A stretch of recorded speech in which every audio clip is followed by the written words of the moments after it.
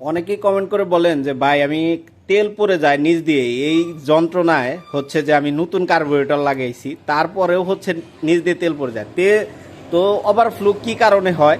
Overflow শুধু যে আপনার কার্বোরেটরের কারণেই যে ওভারফ্লো হয় এমন কিন্তু কোনো কথা না। এটার আপনার ফ্লোট পিনের মাথায় যখনই ময়লা যাবে তখনই মূলত হচ্ছে ওভারফ্লো হবে। আর আপনার গাড়ির কার্বোরেটর ওয়াশ করেও যদি আপনার হচ্ছে এরকম একটা তেলের ফিল্টার লাগিয়ে নেন তাহলেও কিন্তু আপনার এই কার্বোরেটরের ভিতরে ময়লা যেতে পারবে না, তখন কিন্তু ওভারফ্লোটা হবে না। আমি নতুন কার্বোরেটর লাগিয়ে নিচ্ছি তারপরেও হচ্ছে যে তেলের ফিল্টার দিয়ে দিচ্ছি, এর কারণ একটাই, বর্তমান হচ্ছে ট্যাঙ্কিতে প্রচুর জং, জানেন যে নতুন নতুন বাইকে, এই পালসার বাইকে বা সুজুকি বাইকে জং পড়ে যাচ্ছে। এর কারণে কিন্তু হচ্ছে যে আপনার মূলত হচ্ছে ওভারফ্লো হচ্ছে।